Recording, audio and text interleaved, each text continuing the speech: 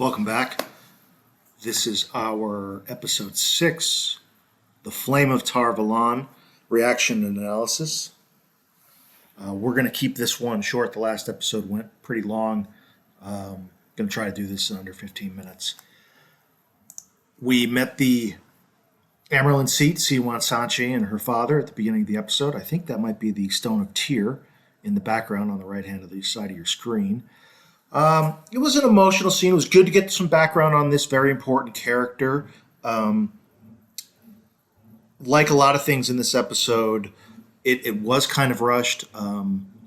It appeared that their home was burned down because they were being persecuted because Siwan Sanchi can channel in Tyr, the country of Tyr.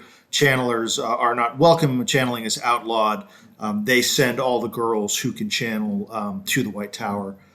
But she does ask a question at the end of the trailer of, like, her dad, like, what are you going to do without a house or a boat now that you're a fisherman? And he's like, don't worry about it. And I feel like that's this entire episode is just, let's get on with the plot. Don't worry about me, which, this apparently Wheel of Time has been doing well on streaming platforms. And it's already been renewed for a second and third season. What I hope that means is the second season will maybe have 10 episodes instead of 8, so we have some more time to have these sort of answers. This entire episode is a lot of, like, let's just get this out of the way, get it out of the way so we can move to the climax of the first season. We wrap up Matt's daggers plot, maybe we wrap up Leandrin's plot, maybe. It's kind of a jumbled episode.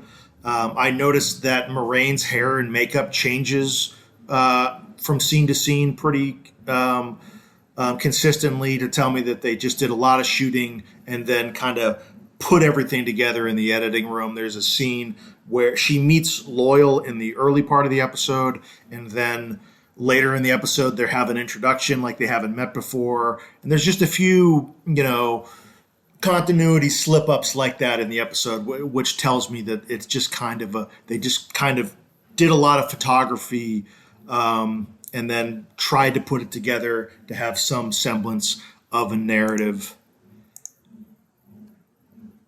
Some great shots of the hall in the tower. I thought the actress who played Siwan Sanchi had a good look, had some good presence. How we're supposed to relate to this character is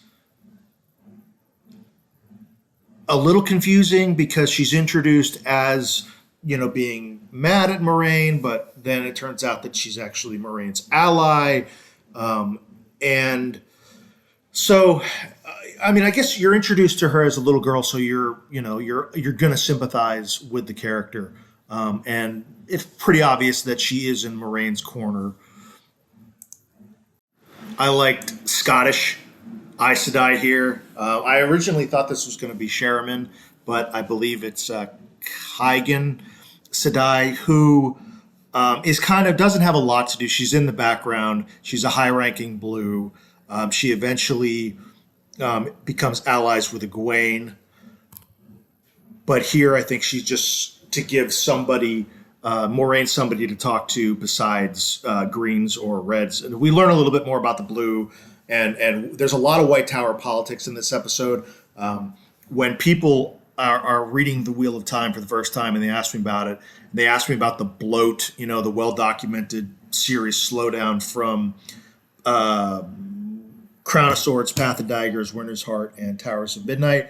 I say, if you want to get through that bloat, just skip all the chapters when it's Aes Sedai sitting down drinking tea, because even though there's a lot of exposition in those chapters, they do tend to drag on. And that's kind of what this whole episode felt like. It felt like Aes Sedai having tea and talking about politics, which I think is fascinating, but it's not the most action-packed.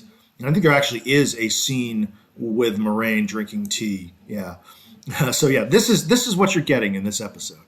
And then I'm assuming this is Leanne, the keeper, who, Siwon and Leanne will have their own arc later on in the series.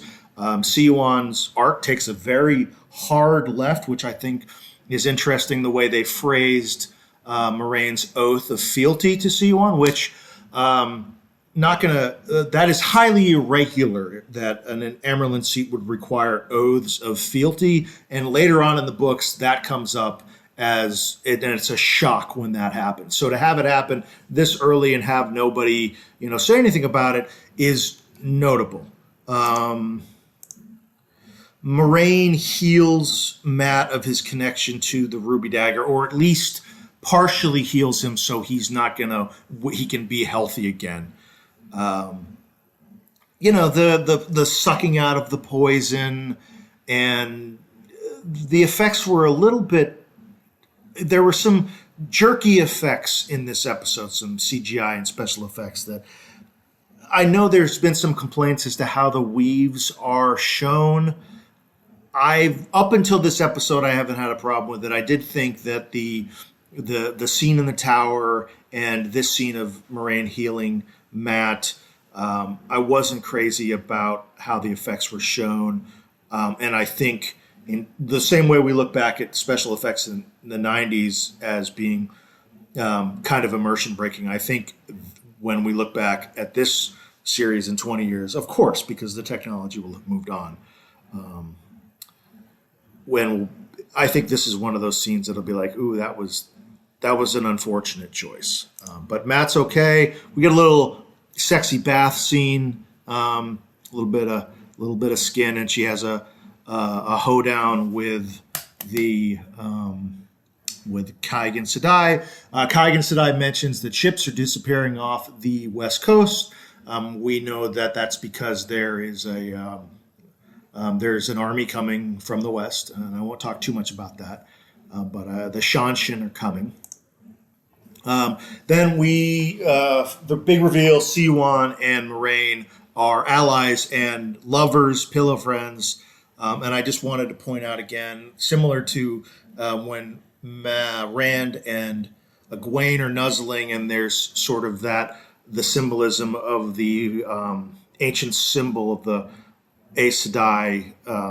This also, I think, it's subtly meant to imply that, with the fair complexion and the dark complexion, and the kiss.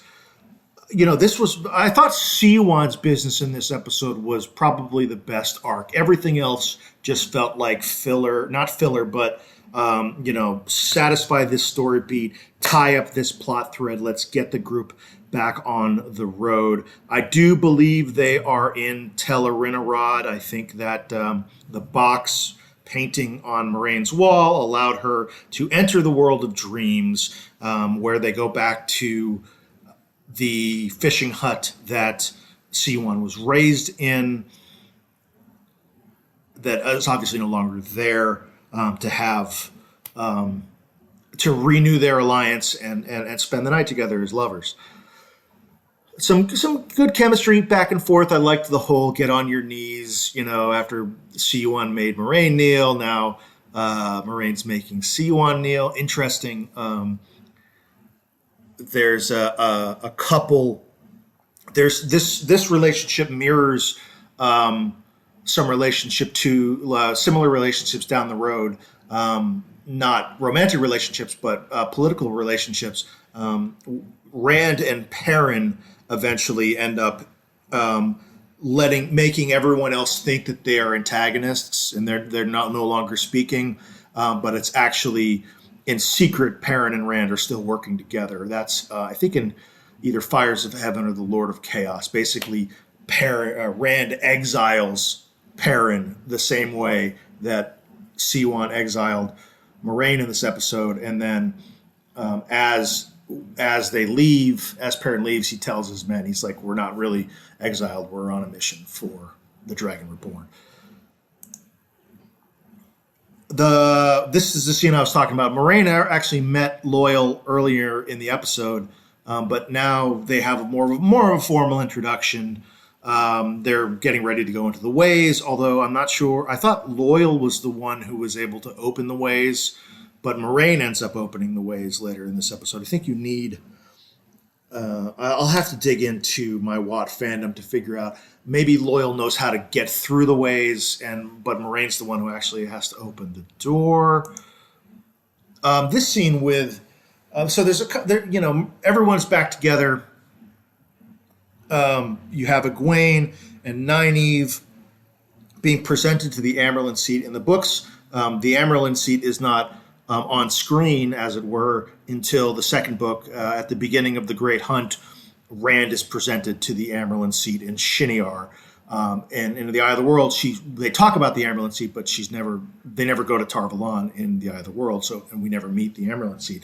But this is similar to that scene, which is also very similar to the scene at the beginning of Dune, where Paul Atreides is presented to the Bene Gesserit. His mother presented him to the chapter mother. I don't know the head of the Bene Gesserits, and who put your hand in the box, the Gom Jabbar.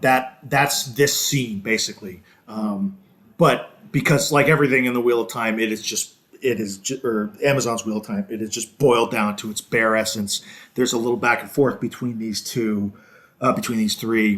and just establishing that Egwene and Nynaeve are very powerful channelers, and this other idea that maybe the Dragon Reborn is reborn in 5 different bodies, which they're just teasing a lot, that it could be anybody when it's clearly Rand.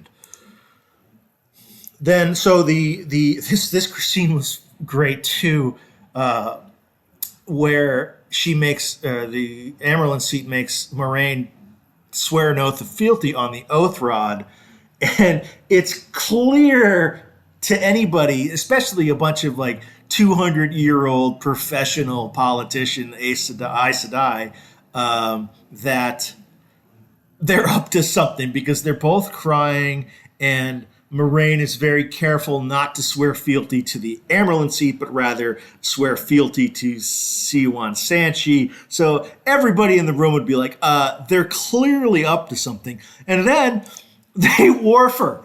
So we've had a Klingon funeral in the last episode, and now we've had a discommendation. And if you're the one person out there who's read The Wheel of Time and has never seen the next Star Trek: The Next Generation, then you know that this is exactly what happens to Worf. Lieutenant Commander Worf, the Klingon security officer on the Enterprise, is he goes back to the Klingon homeworld to fight this lie that's been circulating about his father, and eventually discovers that there's more to it. And to protect the Empire, he accepts discommendation, accepts exile, being stripped of rank and honor.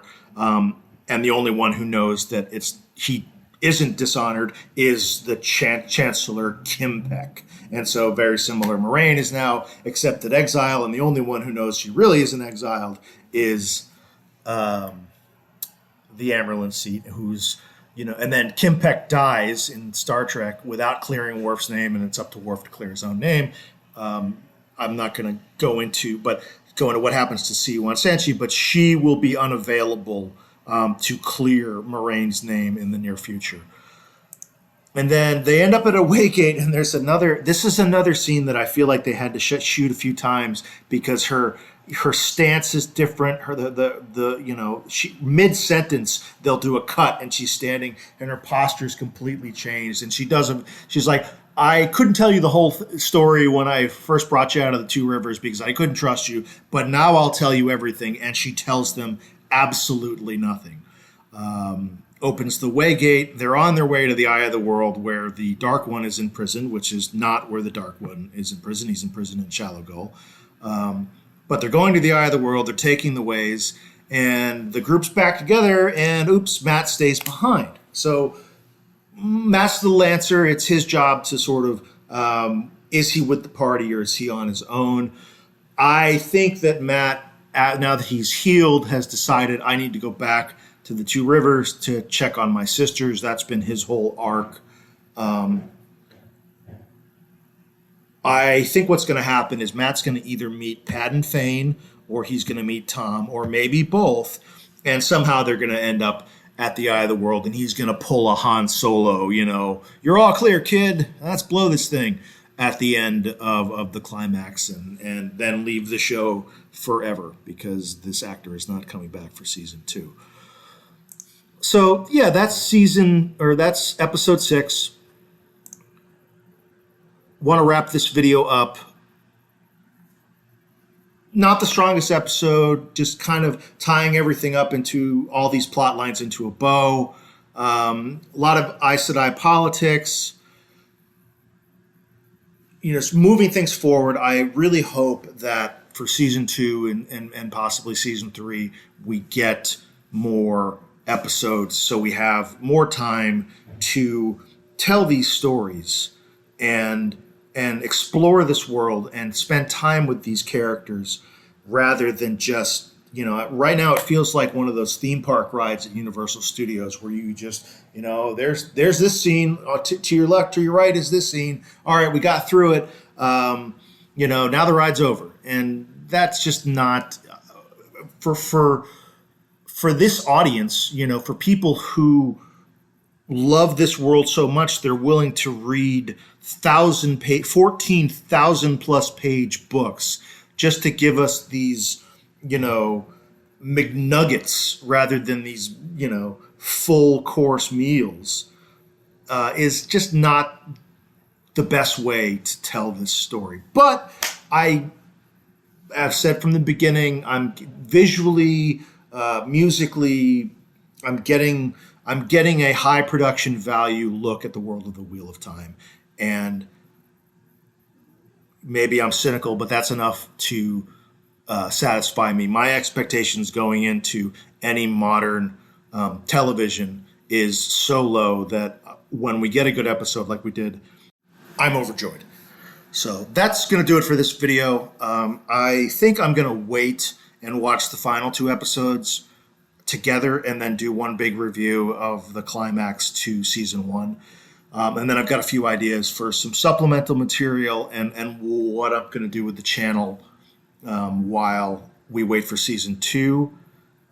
But for now, please like and subscribe. I hope you enjoyed the video. Thanks for watching, and we will see you next time.